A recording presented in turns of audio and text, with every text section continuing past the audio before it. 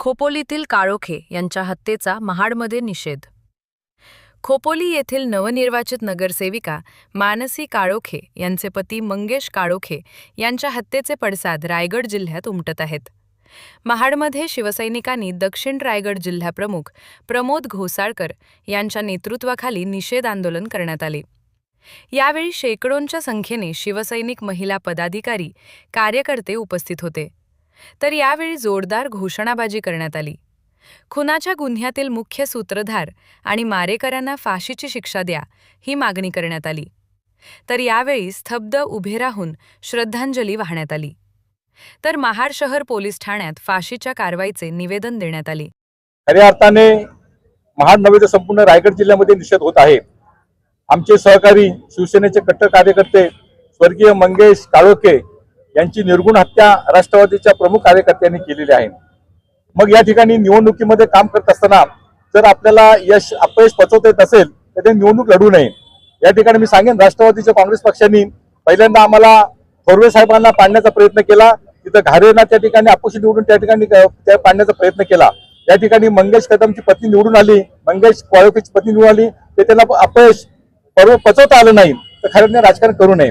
या ठिकाणी संपूर्ण रायगड जिल्ह्यामध्ये राष्ट्रवादी काँग्रेस पक्ष फार मोठा असंतोष निर्माण करत आहे, अहंकार निर्माण करत आहेत. आपण पाहिलं बीडमध्ये झालेली अत्याचार राष्ट्रवादी काँग्रेस पक्षाचे प्रदेशाध्यक्ष पाठिंबा करत आहेत. सूरज चव्हाणचे झालेलं क्रूर काम याला सुद्धा राष्ट्रवादी काँग्रेस पक्ष आता त्याला पाठीशी घालत आहेत. नवे तर महाडमध्ये या ठिकाणी पाहिलं, या ठिकाणी आमच्या विकासशेठ गोगावलेचे परम मित्र होते ते जांभरे, त्यांना फोडून त्यांना ठिकाणी या ठिकाणी निवडणुकीमध्ये असंतोष वाजवून या ठिकाणी रिव्हॉल्वर दाखवून या ठिकाणी फार मोठ्या प्रमाणात कार्यक्रम झाला असता. परंतु आमच्या शिवसैनिकांच्या संघर्षामुळे ते थांबलं आणि विकासशेठ गोगावले जे केलं काम ते अत्यंत चांगल्या प्रकारे केलं आणि पुन्हा त्यांना अटक होते आणि त्यांना जामीन होत नाही, ही खऱ्या अर्थाने अति निषेधाची बाब आहे. मी न्यायालयाला आणि आदरणीय मुख्यमंत्री, आदरणीय मुख्यमंत्री विनंती करेन, खऱ्या अर्थाने जर खरं कोण आहे आणि खोटं काय ते खरं निष्पन्न झालं पाहिजे. आणि म्हणूनच या मंगेश काळोखे याची निर्गुण हत्या केली आहे, त्यांना फाशी शिक्षा ताबडतोब झाली पाहिजे, ही आमची शिवसेनेची मागणी आहे. या ठिकाणी सांगेन, जो ओझरडेला काय अधिकार आहे विकास गोगावलेंना या ठिकाणी तडीपार काढण्याचा?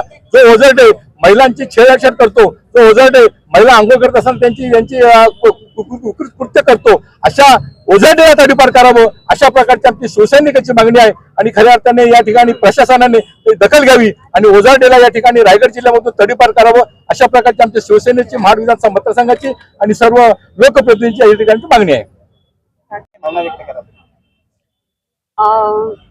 आमचे धडाडीचे कार्यकर्ते मंगेश काळोखे साहेब, ते माजी नगरसेवक होते आणि त्यांच्या पत्नी या विद्यमान नगरसेविका आहेत. इतकं छान त्या माऊलीच्या डोळ्यामध्ये हसू होतं जेव्हा निवडून आले तेव्हा, पण आता त्या दोन्ही डोळ्यांमध्ये, त्या माऊलीच्या दोन्ही डोळ्यांमध्ये आता आसू आलेले आहेत आणि आम्हा सर्व शिवसैनिकांना त्याचं खूप दुःख आहे. मुख्य म्हणजे हे जे काही चाललं आहे ते खूप चुकीचं आहे. राष्ट्रवादीने हे जे काही केलेलं आहे त्याचा आम्ही सर्वजण निषेध पण करत आहोत आणि ज्या हल्लेखोरांनी हे केलेलं आहे त्यांना फाशीची शिक्षाच आम्ही सर्व महिला वर्ग, संपूर्ण महिला शिवसैनिक मागणी करत आहोत. सर्वांचे सहकारी शिवसैनिक स्वर्गीय मंगेशजी काळोखे साहेब यांचा ज्या पद्धतीने, निर्गुण पद्धतीने त्यांच्यावर हल्ला झाला आणि त्याच्यामध्ये त्यांचा मृत्यू झाला, त्या हल्ल्याचा आम्ही निषेध करण्यासाठी आज सर्व सन्माननीय महिला आघाडी असतील, शिवसेना सगळे इथे जमलेले आहेत. खरोखरच अत्यंत क्रूर अशी ही घटना घडलेली आहे.